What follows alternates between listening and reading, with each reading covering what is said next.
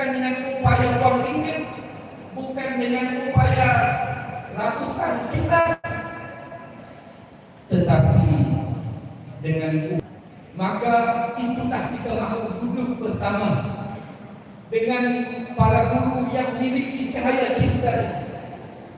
Kita dapat lihat kerana cinta telah berhimpun para pencinta semua di majlis ini. Di aula malam pembukaan, walau hujan, sedia teguh bersama kerana cinta. Hadir, adakah dibiaya semua? Bukan dibiaya, tapi kerana cinta. Bahkan mengeluarkan biaya lagi. Kalau pemerintah politik, ada politik sekarang, saya kira sama di Indonesia dengan negara-negara mana. Kalau mau menghimpunkan jumlah yang ramai, harus punya biaya yang besar, punya uang banyak, kerana mau dibiaya. Itu makanya kalau dibilang presiden oleh guru kami di Malaysia, hari ini untuk menggerakkan masyarakat, menggerakkan dakwah, punya dua sumber. Satu yang punya harta, uang ringgit yang banyak, duit yang banyak, atau yang kedua yang memiliki cinta. Kalau yang punya cinta, itu bisa digerakkan walaupun tidak ada uang. Kalau yang tak punya cinta, harus punya uang yang banyak. Apalagi kalau yang tak punya kedua-duanya, uangnya tidak ada, cintanya tidak ada, tak bisa dilakukan apa. Makanya alhamdulillah ditunjukkan kepada kita sebagai asas fondasi yang awal, yaitu setelah dititikkan cahaya tauhid sufi, maka para guru-guru ini yang mewarisi bagi dan nanti, mereka memerhatikan hal ehwal akhlak cinta. Maka bila ada dua perkara ini, inilah yang menjadi motor untuk menggerakkan kita kepada rekonstruksi, baik di tingkat keluarga, di tingkat komunitas, di tingkat provinsi, di tingkat negara, bahkan di tingkat dunia. Ini yang upaya untuk menggerakkan. Karena saya lihat baik di Malaysia sekarang ini ataupun di bagian di Jawa, kita hadir, yang bisa mengumpulkan yang hadir itu yang sudah ada asuhan-asuhan sufi. Makanya kita menyeru untuk merekonstruksi Indonesia, Malaysia ke depan, utamanya anggota, anak-anak, murid-murid daripada guru kita Abia khususnya. Kita harus menjadi motor, harus menjadi agen untuk menyampaikan cahaya ini kepada seluruh umat dimanapun, siapapun, apa mereka itu pendosa, pecandu narkoba, di mana-mana lorong. Itu yang upaya untuk, itu yang harus kita sampaikan. Jangan biarkan lagi Abuya sendiri yang pergi ke lorong-lorong itu. Sudah 23 tahun, masih belum cukup lagi tak untuk kita 23 tahun digerakkan, diaturkan musakarah, semuanya itu sebagai pengkaderan untuk melihat dari setiap musakarah itu apa yang meneliti di mana perkembangannya. Kita bukan hanya hadir untuk bicara-bicara ilmunya saja, bukan. Apa yang melihat di mana perkembangan penerimaan masyarakat. Apakah kita bisa upayakan daripada masyarakat lokal, siapa jual, siapa aja, di tingkat manapun, atas sampai di tingkat pemerintah, harus disampaikan cahaya cinta daripada baginda Rasulullah SAW lewat guru-guru. Makanya kalau untuk merekonstruksi ini, Kita tidak bisa mengharapkan hanya kepada pemerintah, walaupun kita tahu pemerintah ada perannya tersendiri. Mereka menjaga bagian sistem negara. Kalau sistem negara itu walaupun sistemnya sudah bagus, sistem ekonominya sudah bagus, sistem politiknya sudah bagus, tetapi kalau orang yang menjalankan sistem itu tidak bagus, rosak juga sistemnya, rosak juga negara. Maka di situ harus difokuskan untuk membina orang-orang yang berada dalam sistem. Mereka yang di pasar, di tempat perekonomian, di dalam pentadbiran, di bidang perubatan, di bidang seni, dan di bidang perfilman, apa semua, mereka harus juga disampaikan cahaya cinta daripada baginda lewat guru-guru kita. Maka hal ini akan, bila katakan ini sudah ada 5.000 orang saling menggerakkan kepada keluarga masing-masing. Ini ada yang ayahnya suaminya enak-enak kali ikut acara, ibu-ibunya ditinggalkan.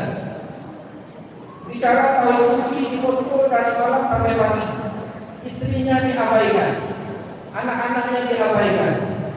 Mana cahaya cinta? Bicara dia, tetapi hasilnya enggak ada. Ini mimpi yang bukan saya. Jadi harus dibangunkan di tingkat keluarga, maka rumahnya menjadi rumah cahaya. Cahaya tauhid sufi itu subur terang di rumahnya. Maka daripada rumah itu lahirlah istri, anak-anak yang juga membantu ayahnya menggerakkan untuk disampaikan kepada teman-teman, jiran tetangga, sehingga terbentuk komunitas yang saling memiliki cahaya. Kalau demikian sudah digerakkan, satu Indonesia, satu Malaysia dihimpunkan dengan mereka yang sudah sampai padanya cahaya cinta Nabi itu, maka barangkali kita boleh menuju ke Palestina. Maka diperhatikan pembebasan Palestina. Mohon izin untuk saya sentuh sedikit hal ini, karena ini terkait dengan perjuangan sufi. Palestina setelah dibebaskan oleh Sayyidina Umar Al-Khattab radhiyallahu anhu, maka ditawan kembali kemudiannya oleh tentara-tentara salib, sehinggalah sampai kepada Sultan Salahuddin Al-Ayyubi. Nah, Sultan Salahuddin Al-Ayyubi itu mendapat sentuhan tarbiyah daripada Syekh Abdul Qadir Al-Jailani rahmatullah alaihi, dengan paman, kalau tak silap saya, Syekh Nuruddin Az-Zinki lewat paman. Dan Syekh Abdul Qadir Al-Jailani juga adalah mendapat kesan langsung daripada manhaj Imam Al-Ghazali rahmatullah alaihi. Maksudnya, apa yang menghasilkan satu sosok Sultan Salahuddin Al-Ayyubi adalah tarbiyah, asuhan sufi. Disitulah dikembangkan oleh Sultan Salahuddin Al-Ayyubi, Syekh Nuruddin Az-Zinki, sehingga subur madrasah-madrasah hasil daripada asuhan Syekh Abdul Qadir Jailani. Maka inilah yang menjadi pasukan, anggota pasukan yang membantu Sultan Salahuddin Al-Ayyubi untuk menawar kembali Al-Quds, Masjidil Aqsa. Maka setelah itu, hal ini bukanlah Abu 23 tahun semata-mata untuk bikin muzakarah.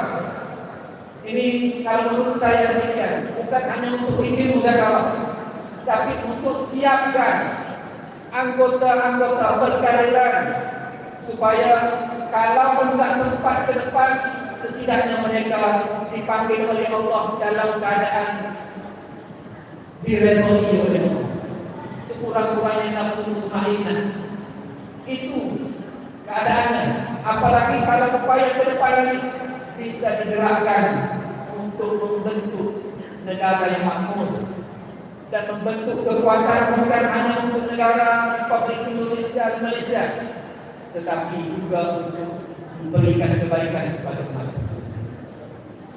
Jadi fondasi untuk merekonstruksi itu sebetulnya sudah disiapkan dalam siri-siri mujakarah yang diaturkan oleh. Maka kalau menurut saya, barangkali sedikit usulan, kerana mujakarah sudah 7 kali dibilang semalam dalam pembentangan. Kalau 7 itu sudah sempurna. Makanya kalau bisa ke depan, baik di Medan, baik di mana-mana, itu karena kalau mujakarah tidak bisa diterima, kita bikin acara lain, festival sufi yang bisa merangkul bukan hanya muslim tapi non muslim. Kalau udah muslim tidak terima, kita panggil aja non muslim itu acara. Bisa diadakan, karena itu metode-metode itu bisa diolah. Di Ternate 72% muslim, 38% Hindu. Itu bisa menjadi model untuk menunjukkan bahwa sufi bisa merangkul non muslim untuk bersama membangunkan wilayah yang baik, dan kemudiannya insyaallah mereka juga akan bersama dengan Islam. Ini makanya cahaya sufi ini, kalau kita sudah menerima fondasi ini, maka setiap dari kepada kita akan melihat bahwa pada diri aku ada cahaya Rabbiyah. Aku harus sampaikan daripada cahaya cintaku yang ini kepada teman-teman, kepada keluarga, siapapun mereka, aku harus sampaikan. Ajak mereka kepada selawat, ajak mereka kepada zikir, ajak mereka kepada paham tentang tauhid, tentang rasa bersama dengan Allah. Barangkali demikian sedikit asas, karena kalau untuk teknis-teknis ke depan itu mungkin agak panjang. Jadi mohon maaf kurang lebih atas salah bicara dan sebagainya. Wabillahi taufiq wal hidayah. Assalamualaikum warahmatullahi wabarakatuh.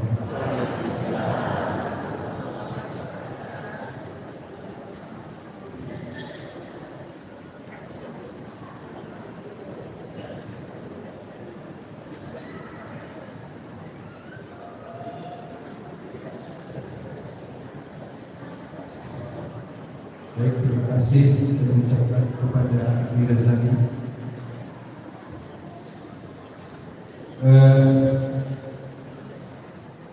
Kami ucapkan juga kami kehormatan perwakilan Wali Kota Sumawe. Selamat datang Pak. Kemudian juga kehormatan kami kepada Tuan Guru. Baik. Dalam setelah kita mendengar penyampaian Amir Razali, maka kita buka sesi tanya jawab. Dalam hal ini kita buka 2 orang saja dulu kepada jamaah Bapak Ibu sekalian untuk memberikan pertanyaan.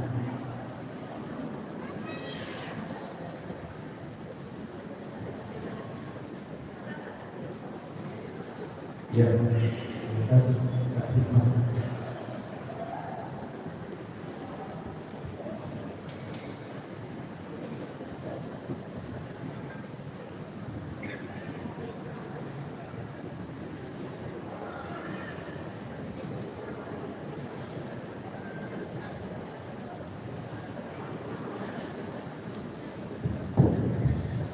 Bismillahirrahmanirrahim. Assalamualaikum warahmatullahi wabarakatuh. Tentunya yang kita muliakan bersama, kabuya kita ini akan memberikan seluruh Bapak Ibu Abuya. Kemudian Tuan Guru, Bapak Bupati, Bapak Nelson dan peserta semua yang hadir pada di masjid yang berbahagia ini, Tuan Guru Rajali yang baru memberikan motivasi kepada kita semuanya. Dari apa yang disampaikan oleh Tuan Guru Rajali, tentunya semangat kami semakin berkobar-kobar untuk bagaimana kita menjadi marketing daripada Al-Masjid ini di tempat kita berada. Dan pada hari ini kami di Medan sedang mengadakan sidang yang hari ini saksi ahli dari mereka MUI Sumatera Utara dihadirkan. Maka dari itu kami mendoakan mudah-mudahan hari ini dan dua kali sidang lagi kita yang dimenangkan oleh Habib Allah dikarenakan setiap kali mengadakan acara tetap yang namanya NPTP tetap diawasi, bukan dikarenakan kita mengadakan lain temanya, tapi kalau membawa nama NPTP diawasi.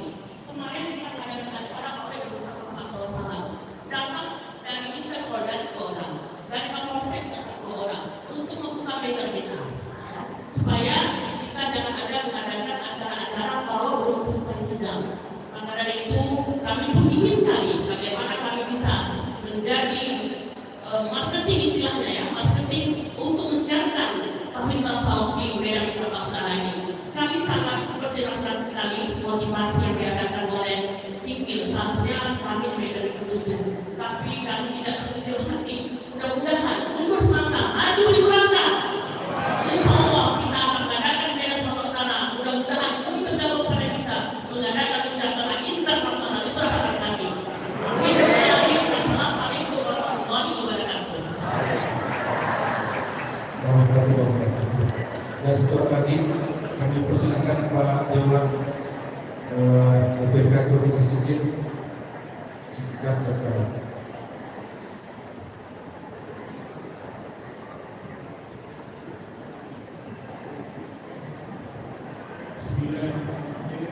Assalamualaikum warahmatullahi wabarakatuh. Waalaikumsalam. Untuk bermuliakan Abuya beserta yang sudah hadir pada kesempatan ini, hormatan satu pengajarnya kepada pembicara terdahulu. Langsung saja ini pertama sekali kami ucapkan selamat datang kepada Haji Rajali, Kota Singkil, ke kota Tuan Guru Syekh Abdul Rahman Singkili. Jadi pertanyaan saya, dalam tarekat yang disampaikan atau diajarkan oleh Syekh Abdul Rahman Singkili, dengan hari ini tarekat yang dibawakan oleh Abuya dengan tarekat Naqsabandiyah, apakah ada titik temu secara hakikat di dalam mengembangkan tauhid kesufian di era modern sekarang ini? Artinya, apakah ada kesamaan di dalam pemahaman secara hakikat dan ma'rifat apa yang diajarkan oleh Tuan Guru Syekh Abdul Rahman Singkil dengan apa yang diajarkan oleh Abuya hari ini? Terima kasih. Assalamualaikum warahmatullahi wabarakatuh. Waalaikumsalam. Terima kasih kami ucapkan ya, Ahmad semangat terus ya. Oke. Ya, terima kasih. Yang pertama, tanya siapa untuk kaum ibu-ibu ya. Jadi kalau di Malaysia pun ibu-ibunya dalam 1 bulan ibu-ibu di Malaysia bisa bikin 400 rumah cahaya. Ini bapak-bapak banyak di ngopi-ngopi aja. Kalau ibu-ibu ya, jadi dikumpul di rumah-rumah 10 orang, 20 orang, itu kita selawatan, kan ada sedikit bicara. Jadi menjawab tentang pertanyaan tadi, ini pengalaman kami. Saya tak jelas kalau di mana kondisinya di Medan ya. Tapi kalau kami di Indonesia itu untuk menggerakkan itu, karena kita paham intinya tadi. Intinya itu umpama air. air putih ya. Tauhid sufi, akhlak cinta, itu umpama air putih yang diperlukan oleh seluruh manusia. Benar? Nah, kalau ada mereka yang nggak bisa minum air putih, ya, tapi mereka mesti minum air. Ada mereka yang mau ditambah perisa. Perisa paham perisa? Manisnya. Nggak bisa minum secara air putih bening. Mau ditambah kopi, ya silakan ada dengan kopi. Kalau ada yang nggak bisa minum di dalam gelas, ya kita kasih dalam botol. Kalau nggak bisa minum dalam botol, ya bekas apa-apa aja, yang penting dia minum. Jangan nanti kita paksa bawa ke rumah sakit untuk dimasukkan air. Itu kalau yang sudah parah. Jadi kalau bisa mereka nggak bisa menerima pola, pattern, bentuk, nama, itu nggak apa-apa. Bisa aja dengan nama-nama yang lain. Tidak terikat pada bekasnya. Yang penting airnya bisa dibawa minum. Ya udah, bekas mana-mana tidak ada masalah. Makanya itu boleh diupayakan. Dan di sebab itulah tidak kami di Malaysia misalnya besok insya Allah 13-14 ada acara di Masjid Putrajaya. Itu pusat masjid tingkat nasional. Jadi kita mau upayakan ada acara di situ. Nah, kalau ada misalnya di sana ada banyak pertubuhan Toreto, nggak bisa di atas nama itu, maka kami menggunakan pertubuhan sufi sedunia. Di situ mendapat mandat daripada pejabat Perdana Menteri untuk mengadakan acara. Jadi alhamdulillah bisa digunakan nama pertubuhan sufi sedunia untuk bikin acara tersebut. Nah, yang menggerakkannya anggota kita juga. Dan itu intinya diisi. Demikian ya. Dan untuk yang teman kita tadi, ya kalau dari segi hakikatnya itu, karena yang memahami hakikat itu ada hakikat juga. Apa ada persamaan pertautan Abuya dengan Syekh Abdul Rausikin, itu harus Abuya sendiri yang bilang kepada kita. Tetapi kalau menurut catatan ya, periwayatan itu ada nyambungnya. Kalau menurut periwayatan nyambungnya kemana? Nyambungnya kepada Syekh Ahmad Al-Bushashi. Ya, dibilang tadi Syekh Ahmad Al-Bushashi itu tarikahnya mursyid kepada 16 tarikah, termasuk di situ Naqsyabandi, Syarqawi. Makanya murid-murid daripada Syekh Ahmad Al-Bushashi yang pulang ke Makassar, misalnya Syekh Yusuf Makassar, itu tidak membawa Syarqawi, tapi dibawa oleh Salawatiyah. Dari itu tempat tadi masyhur Syekh Al-Qadani membawa tarikah Ahmadiyah. Jadi jalannya itu berbeda, namanya berbeda, tetapi intinya tetap sama. Maka itulah sebenarnya yang menarik perhatian guru kami di Indonesia untuk berkunjung ke Abuya, karena Abuya bukan lagi bicara tentang thariqah. Abuya sudah bicara tentang inti kepada thariqah, maksud kepada thariqah, itulah tauhid sufi. Maka itu kami mendapat satu jawaban, di mana untuk menyampaikan cahaya itu kepada umat supaya bisa menyangkut semua umat, itu ialah dengan fokus kepada tauhid sufi, kepada maksudnya, bukan kepada metodenya. Ya. Bisa aja apa pesantren apa, tetapi intinya dibawa kepada maksud yang sama. Bila berbeda. Terima kasih diucapkan kepada Abi.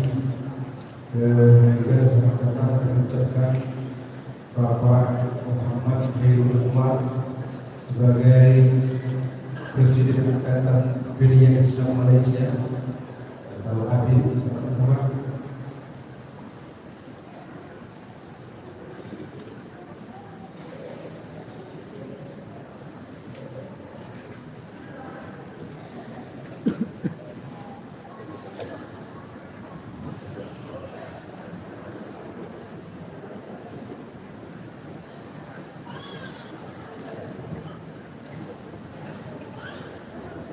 Haji Ansari.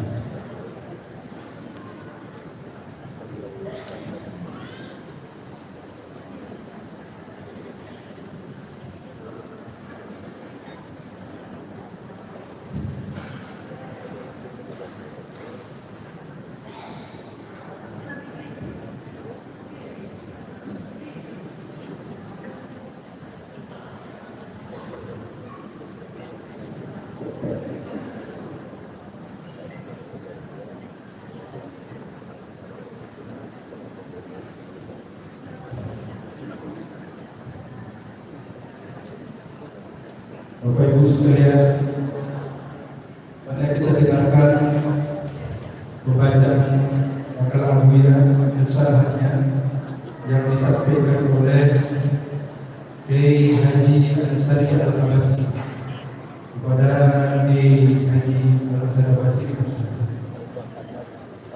Al-Makassar.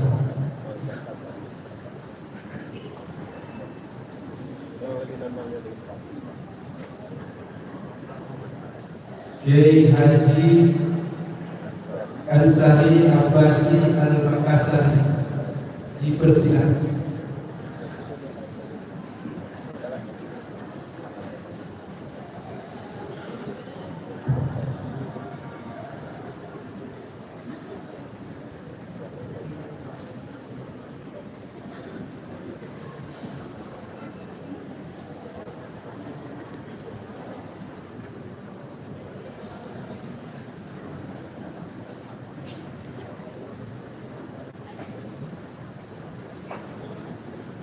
Assalamualaikum warahmatullahi wabarakatuh. Waalaikumsalam.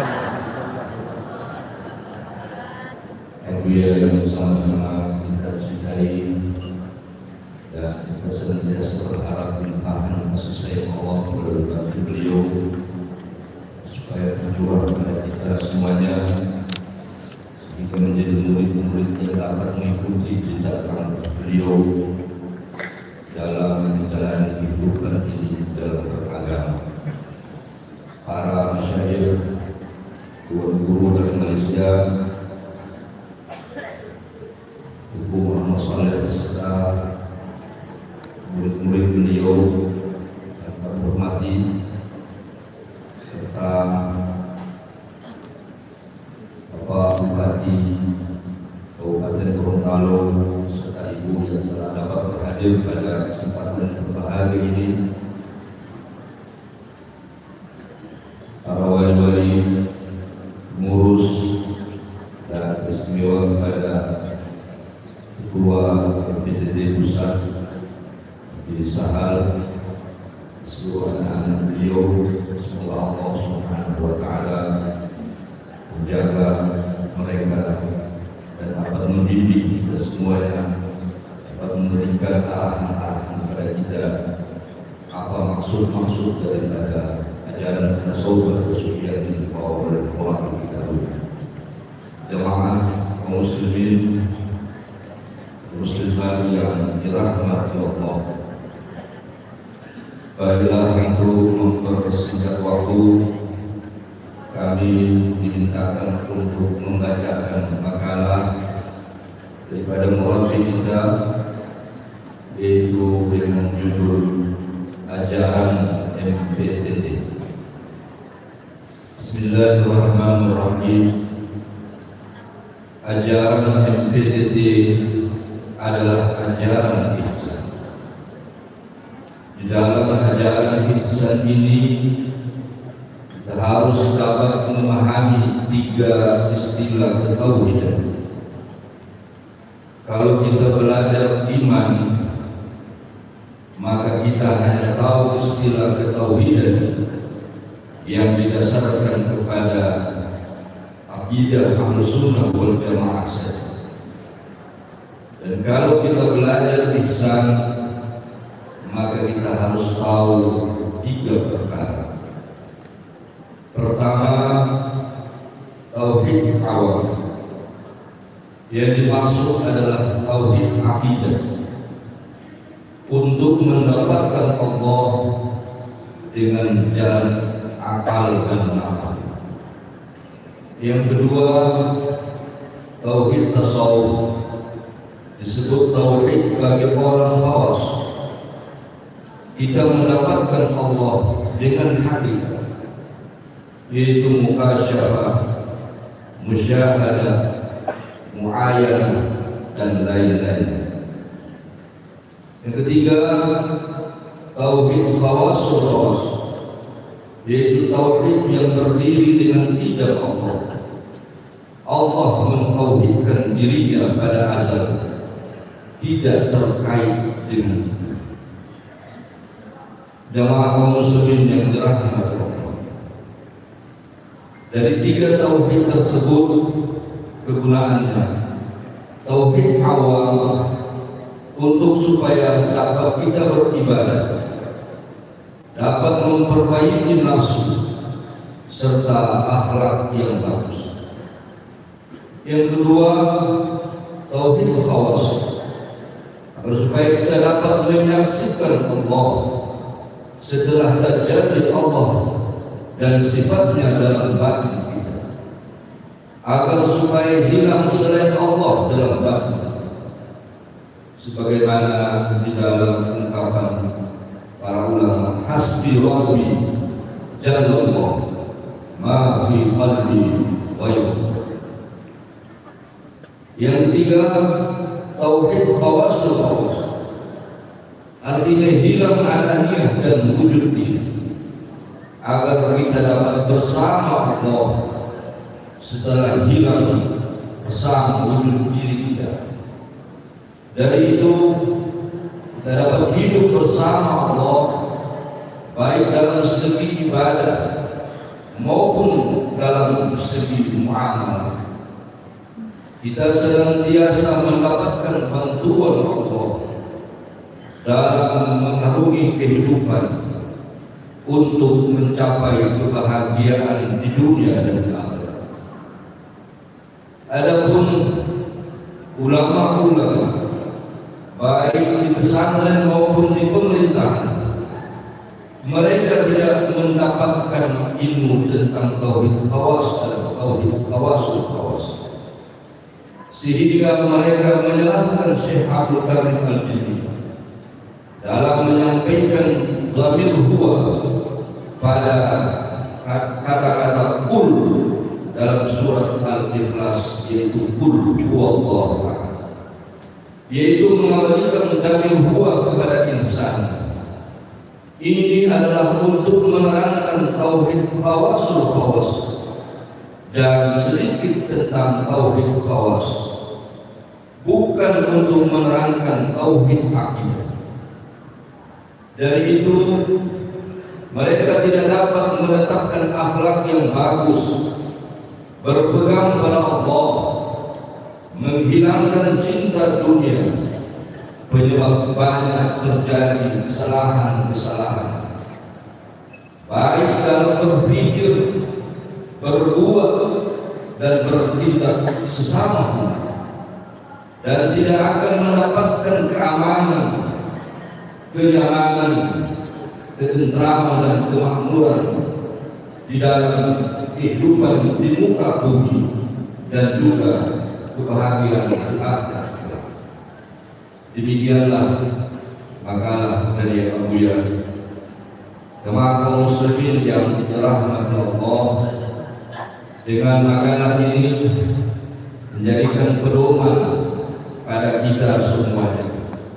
Kita tahu bersama bahwa agama ini terdiri atas 3 rukun yang tidak bisa dipisahkan: iman, Islam, dan ihsan. Dalam makalah ini oleh muhabib kita menerangkan bahwa kalau cuma kita menguasai dan belajar tentang iman saja, maka kita hanya tahu tentang istilah ketauhidan yang didasarkan kepada akidah Ahlus Sunnah wal Jamaah yang dibangun oleh Imam Abu Mansur Al-Maturidi dan Abu Hasan Al-Asy'ari. Tetapi dengan ajaran ihsan kita dapat meningkatkan pemahaman dan kepahaman kita perasaan kita tentang bukan cuma sekedar tauhid awam, tetapi tauhid khawas dan tauhid khawasul khawas. Artinya kita tahu bersama di pondok-pondok pesantren diajarkan tentang tauhid kalam, tauhid akidah, dan ini kebanyakan kita umat memahami. Tetapi tentang tauhid tasawuf, di mana kita mendapatkan Allah bukan dengan dalil saja, bukan dengan dasar akal dan nakal, tapi kita mendapatkan Allah dengan hakikat, cahaya ilahiyah yang Allah limpahkan di dalam batin kita, baik asma maupun sifatnya, sehingga terlihat kasih sayang Allah di dalam batin kita, terlihat kebesaran Allah di dalam batin kita. Inilah yang dapat mendorong dan menguatkan keimanan kita kepada Allah Subhanahu wa Ta'ala. Makanya oleh Buya menggagas majelis pengkajian tauhid tasawuf agar supaya kita tidak berhenti pada tauhid awam saja, tapi bagaimana agar supaya kita dapat bertauhid tasawuf, ada nur ilahiyah yang bersinar dalam batin kita, sehingga segala kegelapan, segala kekotoran, segala keburukan yang ada pada nafsu kita yang bersarang di dalam hati kita itu hilang, sehingga menimbulkan akhlak-akhlak yang mulia. Kita dapat berkasih sayang, kita tidak melihat kelebihan diri kita, kita dapat melihat kelebihan orang lain, dan senantiasa selalu kita memberikan yang baik-baik. Jamaah kaum muslimin yang dirahmati Allah, dan selanjutnya kita pun juga dihasut agar supaya bagaimana kita dapat bertauhid khawasul khawas. Hanya Allah yang ada, tidak ada selain Allah. Artinya setelah mana dan bapa, maka ketika itu kita tidak bersama lagi dengan diri, bersama Allah lah yang mentauhidkan dirinya dengan dirinya. Ini kekuatan Islam, ini ruh Islam. Jayanya Islam bukan karena ilmunya, jayanya Islam bukan karena amal, jayanya Islam karena kekuatan rohani yang senantiasa selalu mendapatkan asupan-asupan dan anwar-anwar serta asrar-asrar yang melimpah dari batin Rasulullah melalui murabi kita, sehingga kita tidak berpegang lagi dengan alam, kita tidak berpegang dengan makhluk. Tetapi bukan berarti kita meninggalkan makhluk, diri kita bisa bersama makhluk, tapi batin kita bersama Allah Subhanahu wa Ta'ala. Dan inilah yang menjadi persoalan pada kita, di mana qul huwallahu ahad ini adalah merupakan tauhid khawasul khawas yang diangkat oleh murabi kita. Beliau cuma sekedar untuk membenarkan seorang alim billah, Syekh Abdul Karim Al-Jili, di mana beliau mengatakan qul huwallahu ahad, buahnya kembali kepada angkal insan untuk menerangkan tentang tauhid khawasul khawas ini, agar supaya umat ini sekali lagi tidak berpegang dengan selain Allah. Semoga ajaran tasawuf kesufian yang digagas yang dibangun oleh murabi kita senantiasa berjaya pada batin kita, bersinar pada batin kita, bukan cuma sekadar kata-kata, tetapi terwujud pada tindakan, perbuatan zahiran. Demikianlah kira-kira penyampaian tentang ulasan sedikit dari makalah yang kami mampu, dan mohon maaf apabila ada kekurangan. Assalamualaikum warahmatullahi wabarakatuh. Waalaikumsalam warahmatullahi wabarakatuh. Bapak Ibu sekalian Allah Subhanahu wa Ta'ala, marilah sama-sama kita mendengarkan, yaitu ada sebuah puisi Tuku Ibrahim yang dikirimkan untuk Abuya, yang dalam hal ini dibacakan oleh Adi Razaki pada Abi tersebut.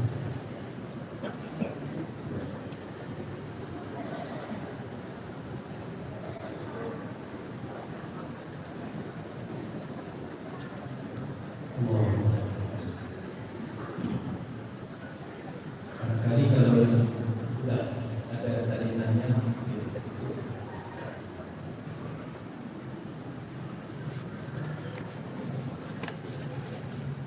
la ilaha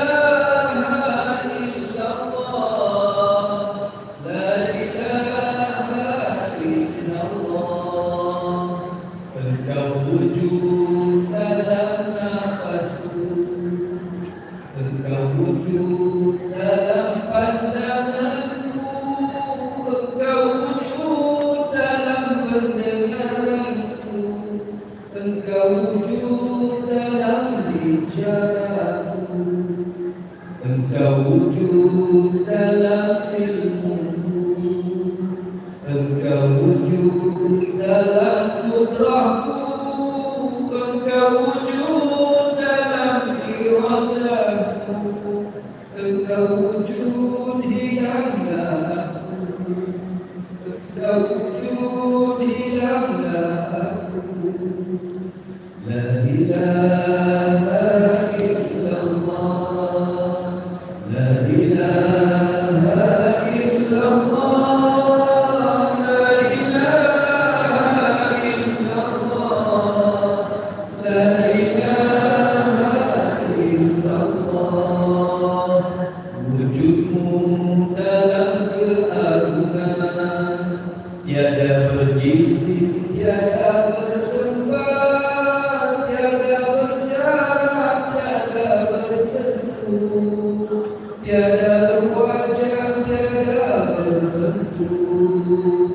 Engkau wujud dalam kejayaanku, Engkau wujud dalam kegagalanku, Engkau wujud dalam tidurku, Engkau wujud dalam jagaku, Engkau wujud dalam nikmatku, Engkau wujud dalam kesakitanku, Engkau wujud dalam kegembiraanku, Engkau wujud dalam kesedihanku, Engkau wujud dalam kesedihanku. La ilaha illallah, la ilaha illallah, la ilaha illallah, la ilaha illallah. Engkau wujud di ramai, Engkau wujud di kamu sendiri, Engkau wujud di kamu dipuji, Engkau wujud di kamu dihina. Wujudmu sentiasa bersama, tiada berpisah walau sedetik, tiada berpaling walau sesaat. Wujud ya Latif ya Rahman ya Ghaffar, wujud ya Latif ya Rahman ya Ghaffar. La ilaha illallah, la ilaha illallah, la ilaha illallah, la ilaha illallah. Wujudmu kecintaanku, tempat bergantung, tempat berharap. Cukup wujudmu pada diriku, melayani hidup dunia akhirat, melayani hidup dunia akhirat. Hasbunallah wa ni'mal wakil, hasbunallah wa ni'mal wakil, hasbunallah wa ni'mal wakil, hasbunallah wa ni'mal wakil. Muhammad Rasulullah, Muhammad Rasulullah, Muhammad Rasulullah, Muhammad Habibullah. Duhai Rasul akhlak budiman, putra Abdullah cinta Aminah, pembawa cahaya wujud Tuhanmu, lenyap kebatilan nyata al-haq, lenyaplah kebatilan nyata al-haq. Muhammad Rasulullah, Muhammad Rasulullah, Muhammad Rasulullah.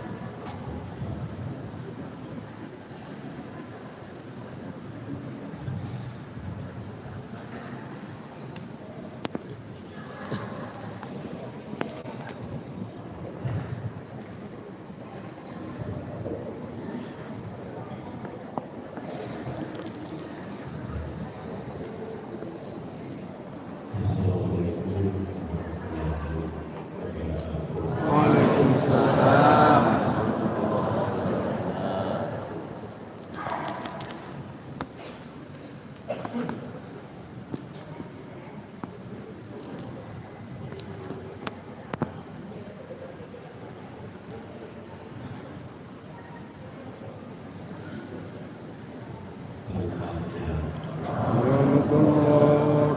أعوذ بالله من الشيطان الرجيم. بسم الله الرحمن الرحيم. الحمد لله رب العالمين الرحمن الرحيم مالك يوم الدين إياك نعبد وإياك نستعين الصراط المستقيم الذين أنعمت عليهم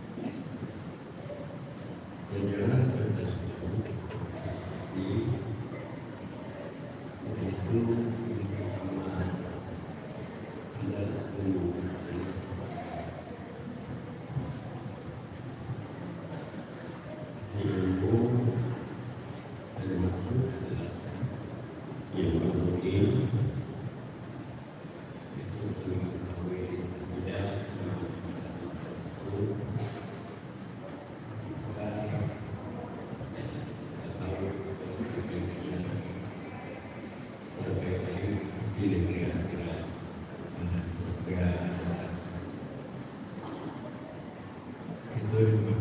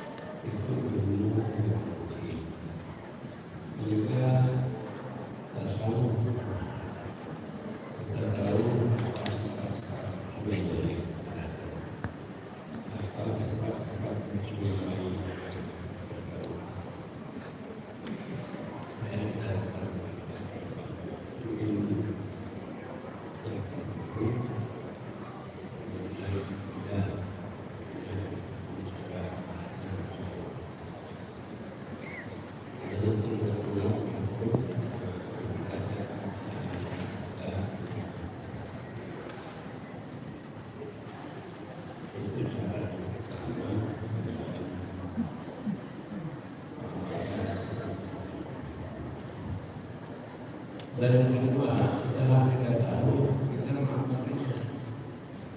Kita tahu itu dalam pemeliharaan itu dari kami dari dalam pertama dari bulan dan yang tidak amalkan kita tahu bahwa salah sebuah tempat itu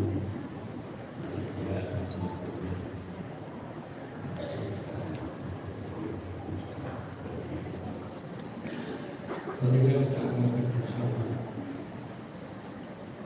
di mana sabar kita tahu kita bisa tadi sangat baik Allah dan di selalu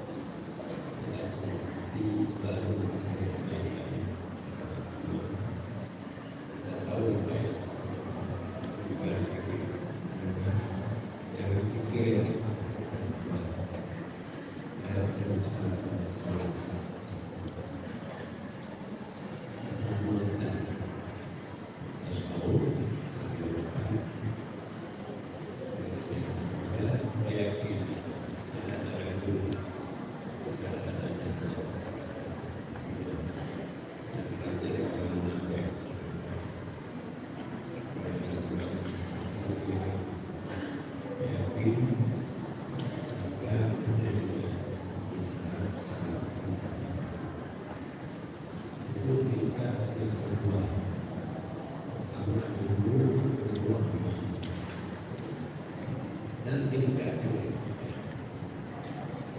itu dikatakan hal. Jadi hal ini kemudian kadang-kadang dapat juga mendapatkan dengan amal yang ikhlas. Hal itu supaya Allah supaya kita bersunat di dalam kita yang berbuka dan sifat dan tanda. Jadi juga dikatakan hakikat datang yang dibenarkan kepada Tuhannya yang melimpah ke dalam hati menyebab kita cinta rindu kepada Allah. Ini hal karena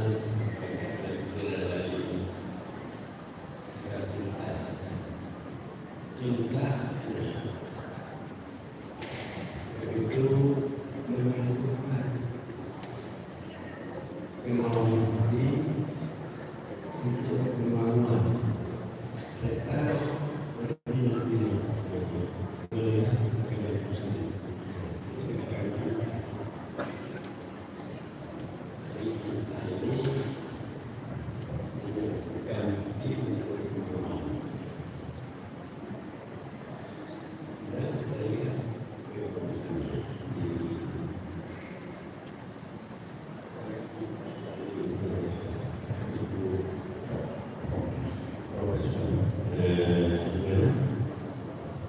bisa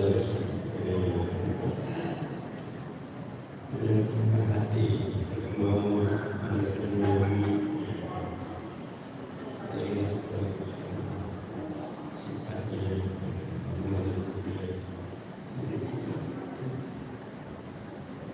dari cinta ini dia itu dapat memberikan apa yang segala penyawa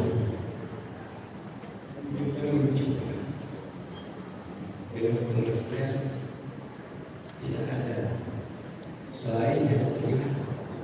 Jadi termasuk yang lain lihat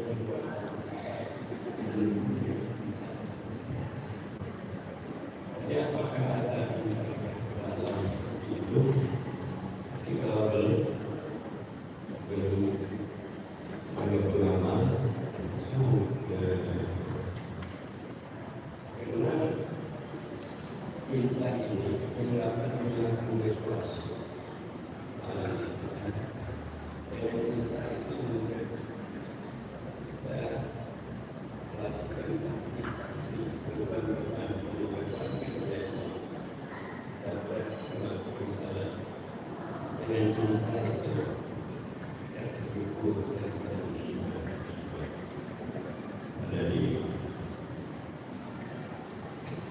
jadi orang-orang antara ahwal setelah amal lagi awas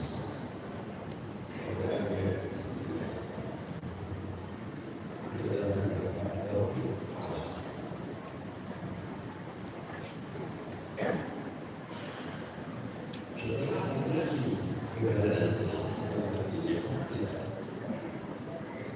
ya, maka dia menyaksikan keberadaan Allah dan sifatnya dan sehingga hilang yang lain termasuk dirinya.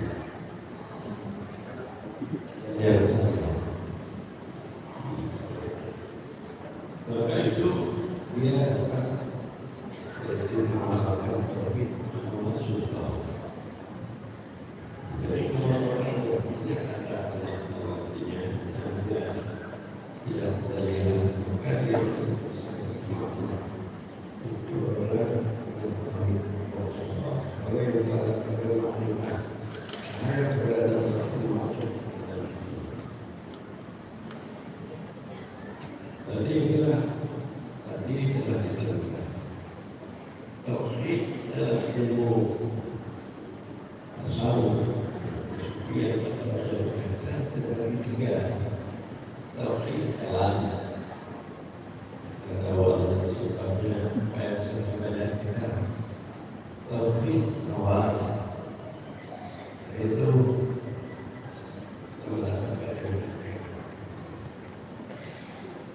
saya masuk ke dalam itu.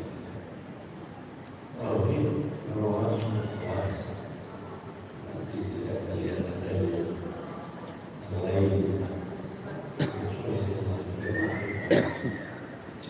Makrifat itu maknanya adalah mendapatkan Allah dengan Allah. Makrifat. Jadi makrifat itu mendapatkan Allah dengan Allah. Tuhan yang mana? Dari makrifat atau tauhid khusus itu untuk tidak dapat diubah, tidak dapat diubahkan.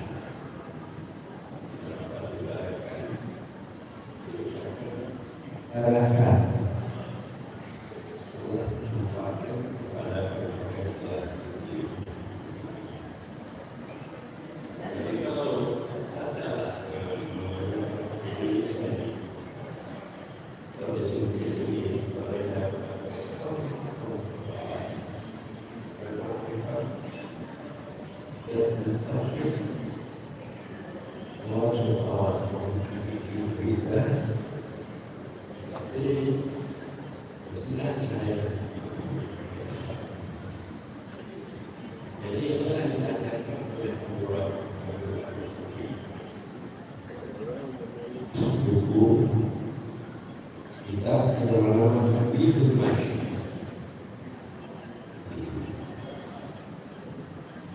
sangat berurus itu masih dia mengatakan pertama bahan ubi semua perintah dari Allah. Kedua ubi istiqadah, ubi ibadah.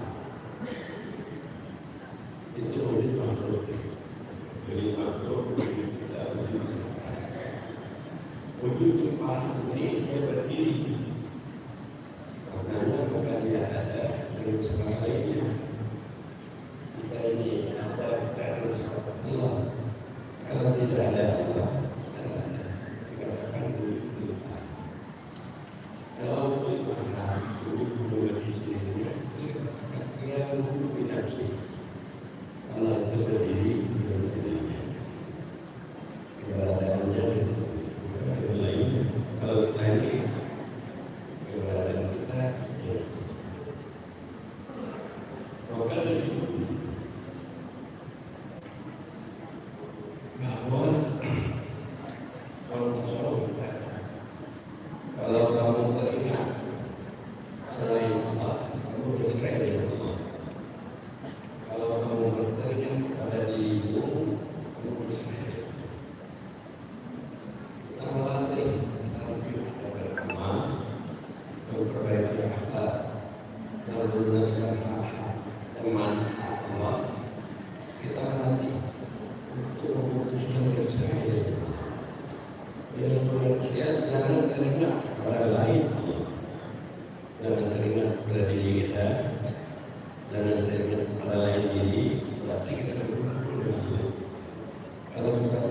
kalau diri kita natain diri dan kesalahan itu saya dari kepada kursi Anwar Ibrahim. Nah, itu kesalahan semua boleh teringat sedikit sudah melayani malam.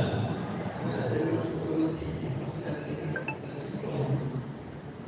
suami saya jangan macam lagi. Saya minta saja. Kalau ibu ini dengan minta saja. Minta. Bu, darah dia. Kalau jangan aku berusaha muda. Jadi itu adalah kasus memutuskan yang bisa lewat. Dan teringat kepada selain Allah. Makanya Allah mengingat dirinya dengan diri. Di dalam mereka bersabari diterangkan kamu harus setiap sudah salah kalau belum teringat dalam sudut ingat 20 kali. Karena tasawuf yang kita ajarkan ini dasarnya tarekat. Dasarnya tarekat. Tarekat. 20 kali. Itu menghadirkan Allah. Dia ajarkan kembali tarekat.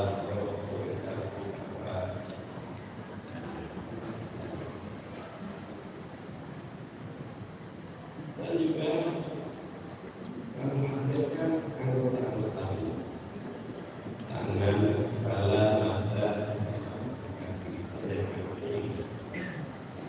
dan akan menghadirkan suku-suku badannya.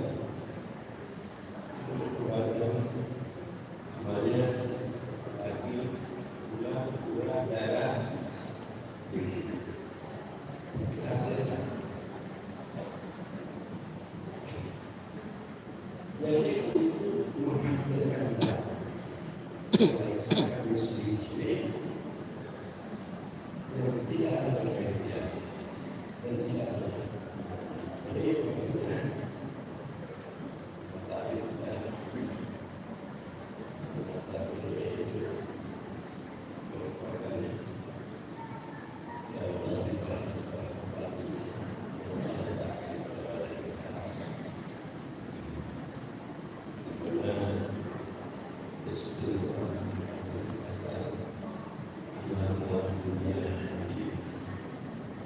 dan juga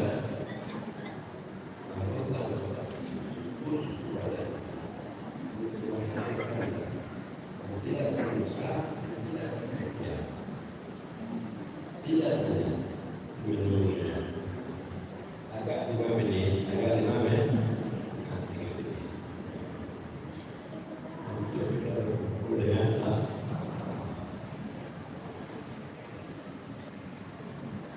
Para hadirin jelas sekalian, syarat tarikat ini sama sekali sama.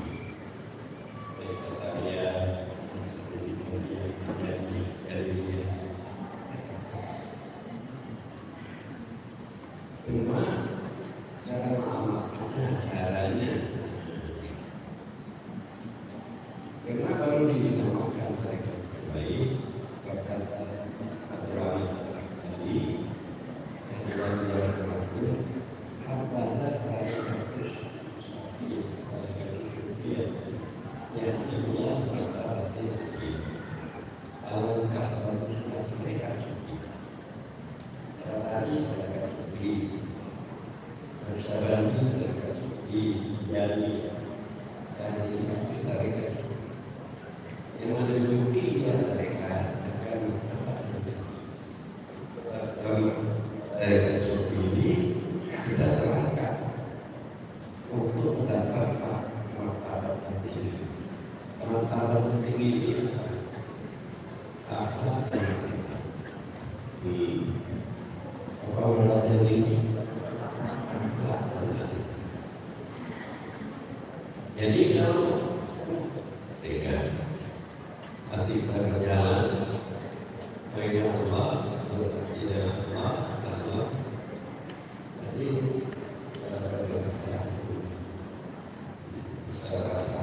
kita untuk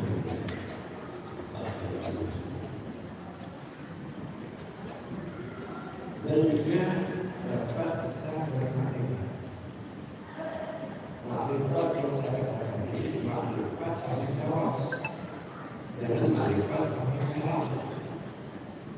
Kalau tak makrifat itu berbeda dengan Allah. Kalau makrifat bertasawuf, kalau dalam tertentu dalam perbedaan orang dan diri. Tapi kalau berbeda, yang itu kawas tidak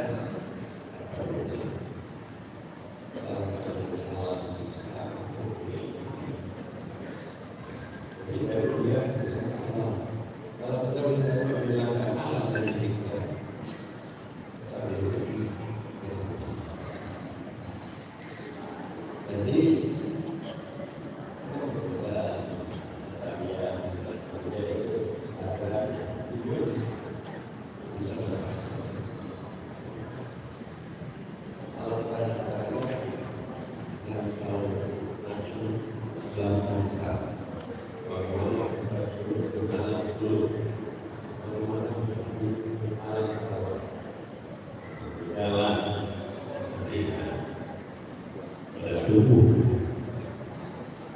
pada roh, pada hati, pada nyawa. Jadi caranya itu istilah kalau mengatakan maka seperti ini mereka semua maksudnya maka ini bukan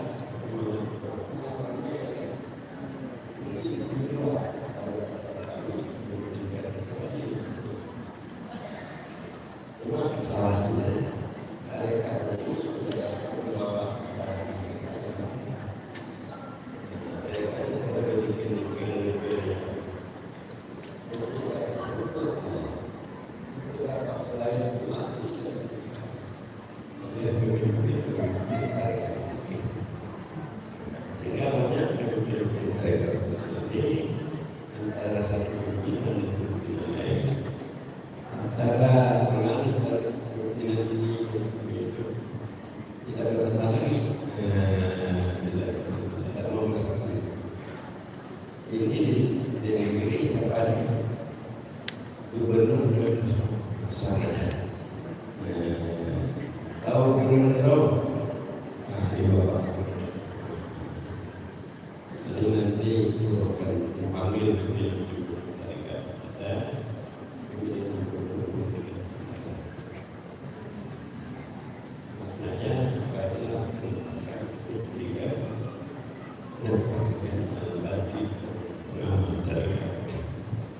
para jemaah sekalian, kali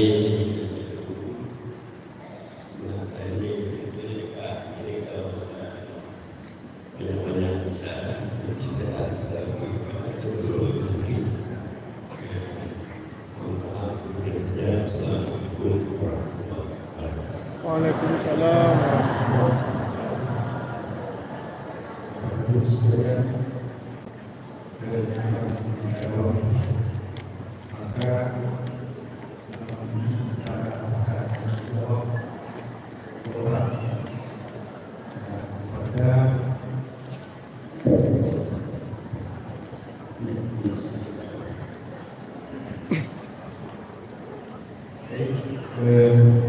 Bapak sekalian, kita sama-sama kita mendengarkan yaitu ada satu lagi pemateri kita adalah ini disampaikan oleh yaitu Bapak Profesor Dr. Insinyur Haji Nelson Kamarindo PD Bupati Gorontalo dengan judul Tasawuf dalam konteks pembangunan ekonomi dan kemandirian bangsa. Bapak dipersilakan.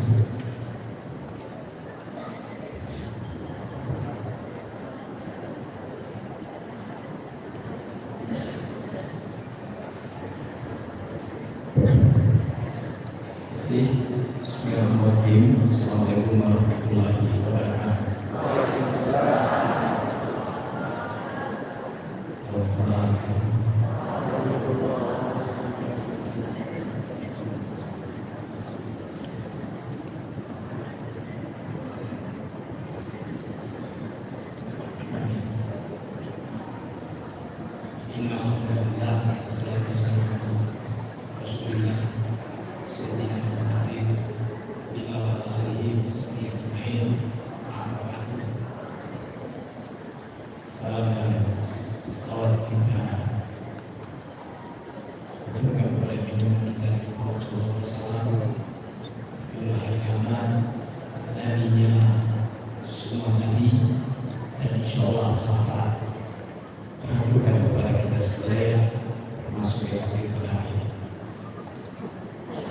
Yang sama-sama kita cintai, kita kasihi dan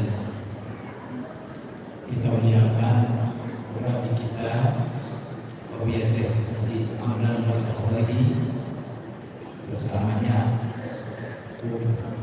dan seluruh keluarga besar beliau, insyaallah dirahmati Allah dan dipanjangkan umurnya, dan insyaallah cita-cita beliau kita terus berjuangkan secara bersama. Para guru-guru sosial negara, para narasumber yang telah memberikan pencerahan kepada kita sekalian,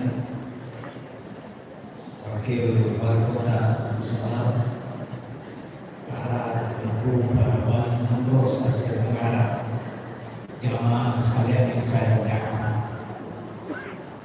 Pada kesempatan ini saya diberi kesempatan untuk memberikan materi terkait dengan ekonomi.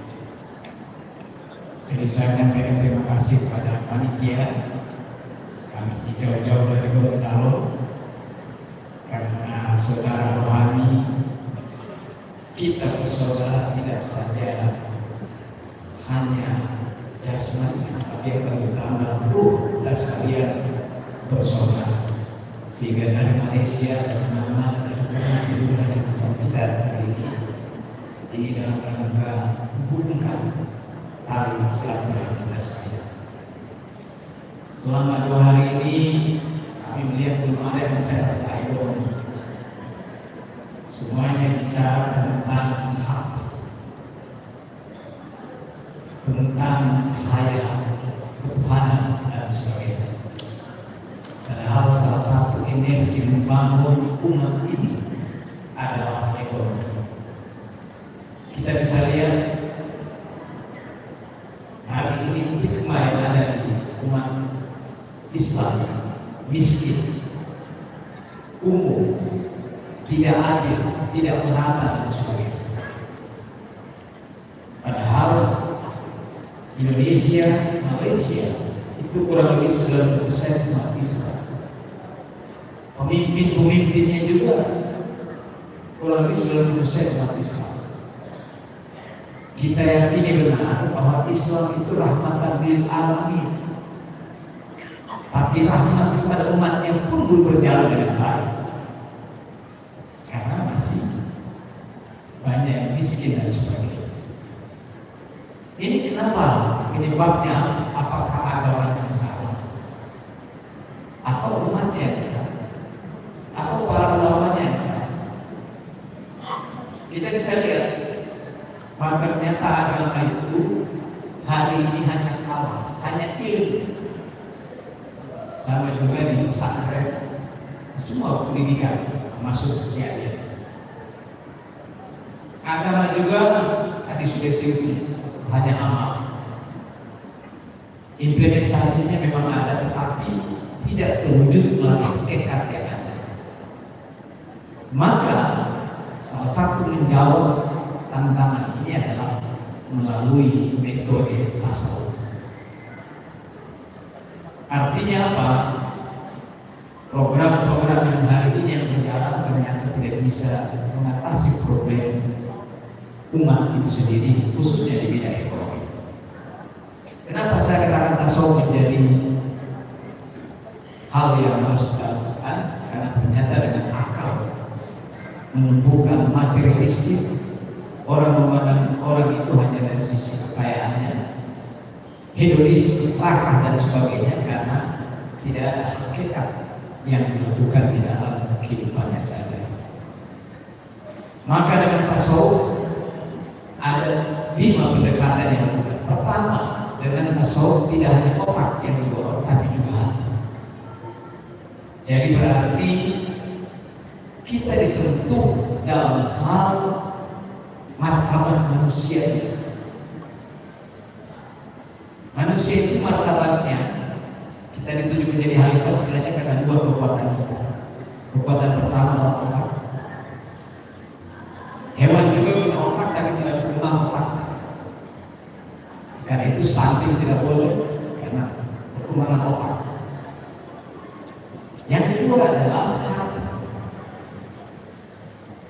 Ini kalau kita gabungkan, maka inilah kekuatan martabat manusia untuk hidup di dunia manusia. Oleh karena itu juga menjadi khalifah. Kalau hanya besarnya, mungkin gajah yang menjadi khalifah. Kalau hanya keberaniannya, mungkin harimau yang menjadi khalifah. Tapi karena kekuatan otak dan hati itulah yang dilakukan secara bersama-sama oleh tasawuf. Yang kedua adalah melalui tasawuf ini saya melihat mengatasi berbagai problem manusia di dalam kehidupan sehari-hari. Saya ketemu beberapa orang Abuya, ternyata dia dari narkoba, mengatasi masalah sosial. Yang kedua, mengatasi dalam hal ekonomi. Ini yang belum kita lakukan dengan baik. Dan yang ketiga, mengatasi dalam hal ekologi. Hari ini baru sekalian, saya dari Medan 2 hari yang lalu senang sekali ada hujan, karena di Gorontalo sudah 4 bulan tidak pernah hujan. Bahkan dengan perubahan iklim ini, dugaan saya 100 tahun kemudian Timur Tengah menjadi hijau, Indonesia menjadi gurun pasir. Itu karena kerusakan di bumi ini akibatkan oleh manusia. Pertanyaannya, pendekatan apa yang dilakukan? Pendekatan yang kita bisa lakukan secara totalitas adalah melalui tasawuf. Karena kita tidak sekedar otak, tetapi juga hati yang kuat. Yang ketiga, tasawuf itu ternyata dinamis. Ini produk sejarah, melintasi waktu, melintasi generasi, bahkan melintasi tempat. Tasawuf bukan hak orang-orang Arab sana di Timur Tengah, tapi ternyata orang Aceh juga ada, orang Indonesia juga ada. Karena itu adalah praktek religi orang-orang suci yang saya kira hari ini kita nikmati bersama Nurul Aulia. Maka potensinya harus kita gunakan di dalam mengembangkan ekonomi kita. Berikut juga kekuatan tasawuf yang keempat adalah mengembangkan diri, tidak hanya akhlak kita, tapi juga dalam kesalehan sosial. Jadi antara kita, Aulia tidak egois sendiri mau masuk surga, tapi ternyata memberikan bimbingan kepada kita sekalian. Maka kekuatan ini harus kita gunakan secara bersama untuk membangun ekonomi umat kita. Yang terakhir, kekuatan tasawuf menurut saya untuk membangun ekonomi adalah yang dilihat oleh tasawuf tidak hanya yang terlihat, tapi juga yang tidak terlihat. Kosmos kita semua, totalitas alam raya kita bisa lihat. Maka menurut saya ini juga menjadi kekuatan di dalam membangun ekonomi. Terus bagaimana langkah-langkah membangun ekonomi? Pertama adalah kesadaran berjamaah. Kita bergembira hari ini tergabung di dalam majelis kajian tauhid tasawuf. Bisa dibayangkan orang dari Malaysia datang karena ke Gorontalo begitu jauh. Kalau Malaysia itu pada kan Batak. Kalau kami dari Gorontalo kurang lebih 5 jam belum lagi mendarat ke sini. pesawat kurang lebih 10 jam. Tapi karena kekuatan berjamaah melalui kehidupan bersama, saudara rohani, saudara ruh kita bersama, maka ini terorganisir, terstruktur, bahkan masif. Maka menurut saya tantangan yang ada dari eksternal itu karena iri terhadap struktur majelis pekerjaan yang begitu luar biasa bersama-sama kita. Ini saya kira kekuatan yang besar yang menjadi fondasi utama kita sekalian, yang selama ini sudah diajarkan oleh ulama sufi besar kita, Habib Yasir Haji Amran Mahmud, penjernihan hati kepada kita sekalian. Kebersamaan kita yang dilakukan ini menjadi kekuatan kita. Itu langkah pertama kita gunakan dengan baik dalam rangka membangun umat. Yang kedua adalah kesadaran profesi dan jabatan. Di mana pun kita profesi petani, profesi akademisi, profesi TNI Polri, pengusaha dan sebagainya, kalau dimasuki oleh tasawuf, maka ini menjadi modal kita tidak hanya membangun diri tapi membangun orang lain. Apalagi orang punya kekuasaan, Pak Wakil Wali Kota. Oleh karena itu kita berharap banyak para pejabat ini mungkin harus ada metode sendiri. Kalau semuanya pejabat mengikuti seperti ini ya, cara tentang masalah umat baik itu sosial, ekonomi dan ekologi, insya Allah bisa diselesaikan dengan baik. Oleh karena itu Indonesia tahun depan punya momentum pemilu serentak pilkada yang melahirkan pemimpin baik eksekutif maupun legislatif. Kita gunakan dengan baik melahirkan pemimpin bisa mendorong tasawuf ini berkembang di Indonesia, di Asia Tenggara, bahkan juga di dunia yang sama-sama kita cintai. Sehingga problema sosial, problema ekonomi yang saya sampaikan tadi dan juga ekologi bisa kita atasi secara bersama. Saya sendiri, kebetulan saya orang ekologi Pak, lingkungan, sementara mengkaji bagaimana tasawuf dihubungkan dengan ekologi. Saya sudah 3 kali mengikuti konferensi internasional tentang perubahan iklim, tapi hari ini pun belum ada bagaimana menyelesaikan perubahan iklim ini. Maka melalui tasawuf mungkin kita bisa bawa ke konferensi internasional bahwa tasawuf salah satu metode untuk menyelesaikan problema, salah satunya adalah ekonomi dan ekologi. Saya kira ini saja saya sampaikan. Semoga apa yang saya sampaikan ini menjadi bahan diskusi bagi kita sekalian dan rekomendasi nanti agar supaya mujakara ini ada hasilnya yang secara dinamis, selain dari Gorontalo juga berada di sini. Demikian, assalamualaikum warahmatullahi wabarakatuh. Waalaikumsalam.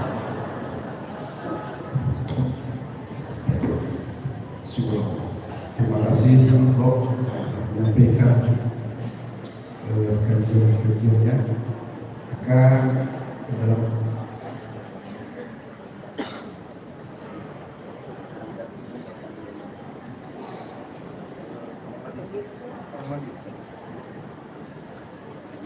untuk menanggapi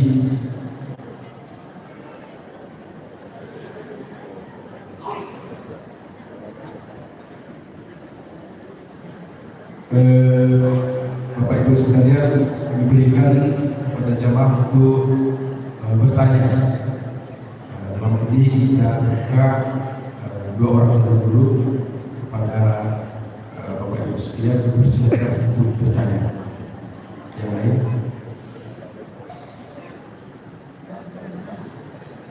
Ya, bersilakan.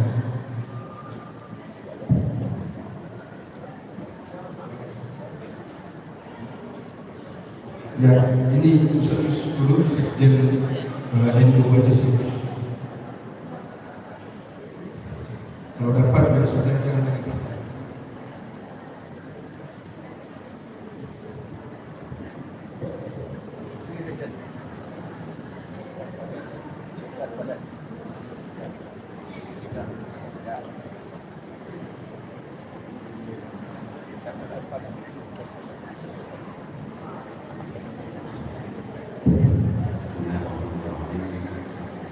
Assalamualaikum warahmatullahi wabarakatuh.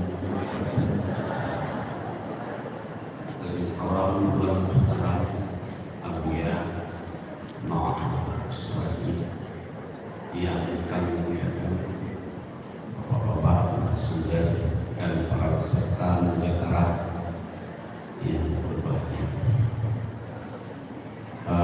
Saya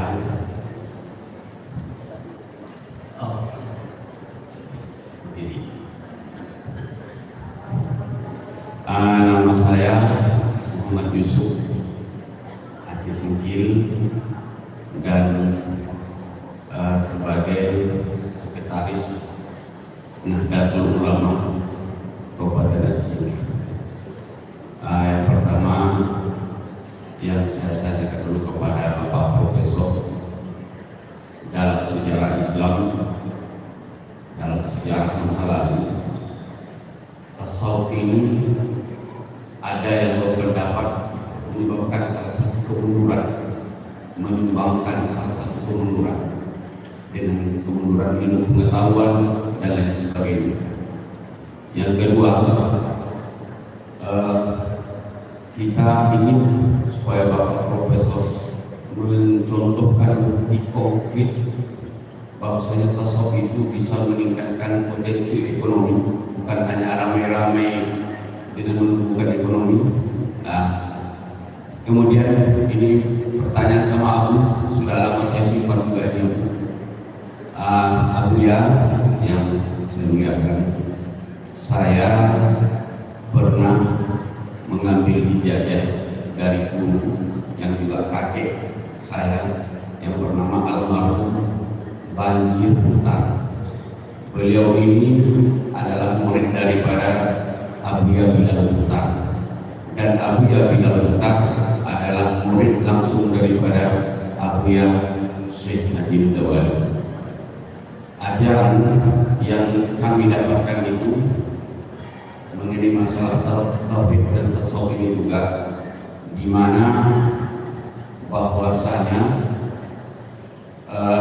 ketika Jibril mau meniupkan ruh kepada manusia ini lepas, dan ketika itulah Allah sendiri yang masuk kepada ruh atau jasad manusia tersebut. Nah, ini mungkin agak kajinya agak mendalam sedikit. Kemudian ketika itulah saya disuruh mengamalkan, ketika kamu melakukan kegiatan-kegiatan sehari-hari spiritualitas, baik itu salat, puasa dan ibadah-ibadah lainnya, maka lepaskanlah dirimu bahwasanya kamu itu tidak ada, yang ada hanya Dialah yang inilah yang mungkin saya sampaikan. Allahumma bihi aku ditarik. Wassalamualaikum warahmatullahi wabarakatuh. Waalaikumsalam.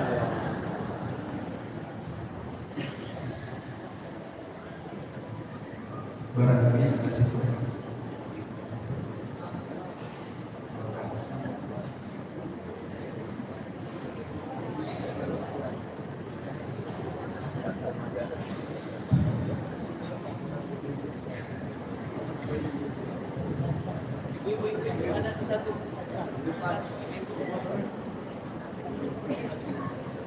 Ya, silakan.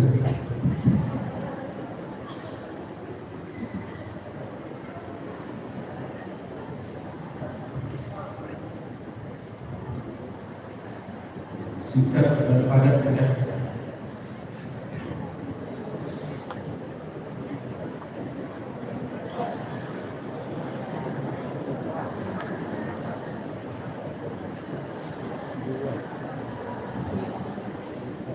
Assalamualaikum warahmatullahi wabarakatuh. Salam bagi Allah, salam dan salam Abuya dan guru yang kami hormati. Pertanyaan saya yang pertama ini mengenai tingkat pemimpin, tingkat menengah dan tingkat masyarakat. Sudah lama juga saya mau tanya ini tingkat pemimpin baik legislatif, eksekutif, saya tidak tahu yudikatif, yang terjadi sehari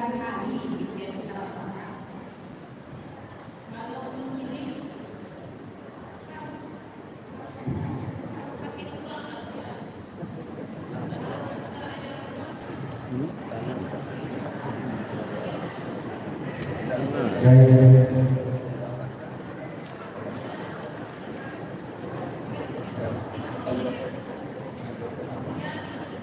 saudara berpaham.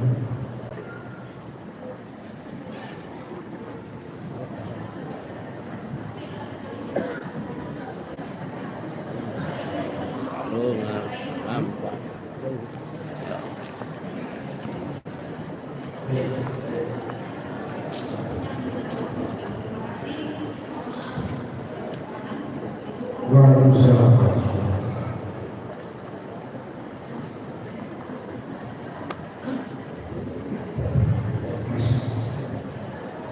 Ya, kasih atas tanggapannya. Maaf, izin aku ya. Pertanyaan dari seputar semu ya. Memang benar hari ini perkembangan ilmu pengetahuan begitu luar biasa, bertolak belakang dengan perkembangan tasawuf.